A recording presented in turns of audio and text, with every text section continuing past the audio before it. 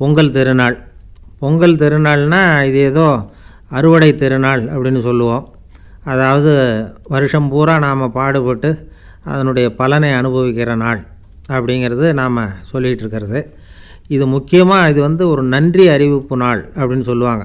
இன்றைக்கி நிறைய நன்றி அறிவிப்பு கூட்டம்லாம் நடந்துக்கிட்டு இருக்குல்ல, அது மாதிரி விவசாயிகள் நடத்துகிற ஒரு நன்றி அறிவிப்பு விழா இது. யாருக்கு நன்றி சொல்கிறாங்கன்னா ஆதவனுக்கு. அதாவது சூரியன் இல்லைன்னா விவசாயம் இல்லை. அதனால் ஆதவனுக்கு நன்றி செலுத்துகிற நாளாக இந்த பொங்கல் திருநாளை நாம் கொண்டாடுறோம். அதாவது இந்த பொங்கலில் விவசாயிகள்கிட்டேருந்து நிறைய பண்புகளை நாம் தெரிஞ்சுக்க வேண்டிய நாள் இது. விவசாயிகள் அவங்க விவசாயம் முன்னேறி இருக்கிற அளவுக்கு விவசாயிகளுடைய வாழ்க்கை தரம் முன்னேறலை. அந்த அளவுக்கு அவர்கள் நாட்டுக்காக உழைச்சிக்கிட்டு இருக்கிறாங்க. அந்த காலத்துலேயே அதை பற்றி ஒரு கதை சொல்கிறது உண்டு. ஒரு வயசான ஆள் நிலத்தில் ஏறு உழுதுகிட்டு இருந்தாராம். கிழிஞ்சு போன ஒரு சின்ன துண்டை தான் இடுப்பில் கட்டியிருந்தாராம். தலையில் ஒரு கந்தலை சுற்றி இருந்தார். உடம்பு பூரா சேரு, ரொம்ப ஏழை. ஏறு ஓட்டிகிட்டு இருக்கிறவர் வேறு எப்படி இருப்பார்? இருந்தாலும் அந்த ஆள் ரொம்ப ஜாலியாக பாட்டு பாடிக்கிட்டே ஏறு உழுதுகிட்டு இருந்தாராம். உடம்புல தான் அவர் ஏழையை தவிர மனசில் ஒரு ஏழையாக தெரியல. அந்த சமயத்தில் அந்த நாட்டு ராஜா அந்த பக்கமாக குதிரை மேலே வந்தாராம். வேட்டைக்கு போயிட்டு பரிவாரங்களோடு திரும்பி வந்துக்கிட்டு இருக்கிறார். ரொம்ப செல்வ செழிப்பில் இருக்கிற ராஜா அவர் இந்த வயசான விவசாயியை பார்த்துருக்கார். இந்த ஆள் ரொம்பவும் ஏழைங்கிறது அவர் பார்த்தாவே பளிச்சுன்னு தெரியுது. கட்டிக்கிறதுக்கு நல்ல துணி இல்லை, உடம்போ இழைச்சி போயிருக்குது, வயிறு முதுகில் போய் ஒட்டிகிட்டு இருக்கு, கண்ணு குழி விழுந்து போயிருக்குது.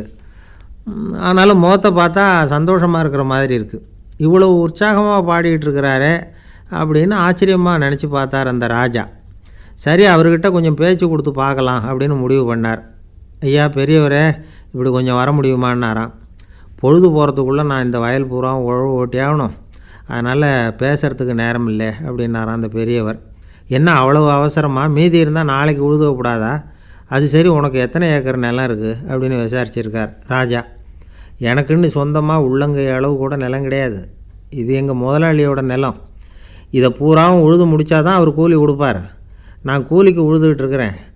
உங்ககிட்ட பேசிக்கிட்டு இருந்தால் அவருக்கு துரோகம் பண்ணது மாதிரி ஆகிடும் அப்படின்னாராம். ராஜா குதிரையை விட்டு கீழே இறங்கினார். வரப்பில் நடந்து அந்த பெரியவர்கிட்டே போனாராம். சரி, ஒரு நாள் பூரா உழுதா உனக்கு எவ்வளவு கூலின்னு கேட்டிருக்கார். 8 அணா கூலி கிடைக்கும்னாராம் அவர். இது ரொம்ப காலத்துக்கு முன்னாடி நடந்த ஒரு சம்பவங்கிறதுனால அப்போ 8 அணா கூலிங்கிறது ரொம்ப பெருசு. இருந்தாலும் அதுவும் அந்த ராஜாவுக்கு பெரிய கூலியாக தெரியல. இவ்வளவு தானா, இதை வச்சுக்கிட்டு நீ எப்படி காலம் தள்ளுற அப்படின்னாராம். ஒன்றும் கவலை இல்லை அப்படின்னாராம் அவர். ராஜாவுக்கு ரொம்ப ஆச்சரியமாக போச்சு. 8 அணா கூலி வாங்குகிற இந்த ஆள் கவலை இல்லாமல் இருக்கிறார், ஏராளமான வசதியோடு இருக்கிறன்னா கவலை இல்லாமல் வாழ முடியலையே அப்படின்னு நினச்சி பார்த்துருக்கார். அது சரி, 8 அணாவில் எப்படி குடும்பம் நடத்துகிற அப்படின்னு கேட்டாராம். எனக்கு கிடைக்கிற 8 அணாவில் 2 அணா குடும்பத்துக்கு செலவழிக்கிறேன், 2 அணா பழைய கடனுக்கு கொடுக்குறேன், 2 அணா தர்மம் செய்கிறேன், 2 அணா வட்டிக்கு கொடுக்குறேன், ஒரு குறையும் இல்லைன்னாராம். ராஜாவுக்கு ஒன்றும் புரியல. எனக்கு ஒன்றும் புரியலேன்னு இருக்கார். ஐயா, எனக்கும் என் மனைவிக்கும் 2 அணா செலவாகுது. வயசான அம்மா அப்பா இருக்கிறாங்க, சின்ன வயசில் என்னை காப்பாற்றினவங்க அவங்க. அந்த கடனுக்கு 2 அணா செலவாகுது, அது பழைய கடன். என் தங்கச்சி ஒருத்தி ஆதரவு இல்லாத நிலைமையில் தன்னுடைய மகனோட என் வீட்டில் இருக்கிறா. அவளுக்கும் அவள் மகனுக்கும் 2 அணா செலவு பண்ணுறேன், அது தர்மம். எனக்கு 2 பிள்ளைங்க இருக்கிறாங்க, அவங்களுக்கு 2 அணா செலவு பண்ணுறேன், அது வட்டிக்கு கொடுக்கறது மாதிரி. பிற்காலத்தில் அவங்க எங்களை காப்பாற்றுவாங்க. அந்த வகையில் நான் திருப்தியோடு வாழ்ந்துக்கிட்டு இருக்கிறேன் அப்படின்னாராம். ராஜாவுக்கு அர்த்தம் புரிய ஆரம்பிச்சுதான். அந்த பெரிய நிலத்தை விலை கொடுத்து வாங்கி அந்த பெரியவருக்கே தானமாக கொடுத்துட்டாராம். இப்போ உழுதவருக்கே நிலம் சொந்தமாகிட்டுது. அன்னையிலேருந்து அரசனுக்கும் ஆறுதல் கிடைச்சிதான். இப்படி ஒரு கதை சொல்லுவாங்க. 8 அணா வருமானத்தை வச்சுக்கிட்டு எப்படி காலத்தை தள்ளுறதுன்னு சொல்கிறதுக்காக இந்த கதையை சொல்கிறதாக யாரும் தப்பாக நினச்சிக்கக்கூடாது.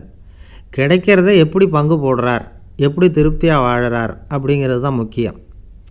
அது மாதிரி இன்றைக்கு இந்த பொங்கல் திருநாளில் உழவர்கள் மனசு மகிழ்ச்சியாக இருந்ததுன்னா அது எல்லாரும் மகிழ்ச்சியாக இருக்கிறது மாதிரி அர்த்தம். அதனால் அவர்கள்ட்டேருந்து நாம் பாடம் கற்றுக்கணும். சில உழவர்கள் தங்கள் நிலத்தில் விளையிறத தாங்கள் சாப்பிட மாட்டாங்க. அடுத்தவங்கள்ட்ட விற்றுட்டு சந்தையில் போய் வேறு அரிசி வாங்கிட்டு வந்து தான் இவங்க சாப்பிடுவாங்க. அப்படிப்பட்ட விவசாயிகள்லாம் இது உண்டு. பங்கிடுகிற பண்பை உழவர்கள்ட்டேருந்து கற்றுக்கொள்ளுங்கள் அப்படிம்பாங்க. ஒரு ஆள் நிம்மதியாக மகிழ்ச்சியாக இருந்தானா, உங்கள் நிம்மதிக்கும் மகிழ்ச்சிக்கும் என்ன காரணம்னு கேட்டிருக்கார் இன்னொருத்தர். என்கிட்ட இருந்தது பூராவையும் என் பிள்ளைங்களுக்கு சமமாக பங்கு போட்டு கொடுத்துட்டேன். எனக்குன்னு எதுவுமே வச்சுக்கல. அதுதான் நிம்மதிக்கு காரணம்ன்றிருக்கான். உங்ககிட்ட இருந்தது எவ்வளவு இருந்தது அப்படின்னு கேட்டிருக்காரு அவர். மொத்தமாக ஒரு 50,000 ரூபா இருக்கும் அப்படின்ட்டுருக்கான். அவ்வளவும் பணமாகவே இருந்ததா அப்படின்னு கேட்டிருக்காங்க அவங்க. இல்லைங்க, அவ்வளவும் கடன். அதை தான் பிரித்து கொடுத்துருக்கேன் பிள்ளைங்கக்கிட்ட அப்படின்னு நானாம் அவன்.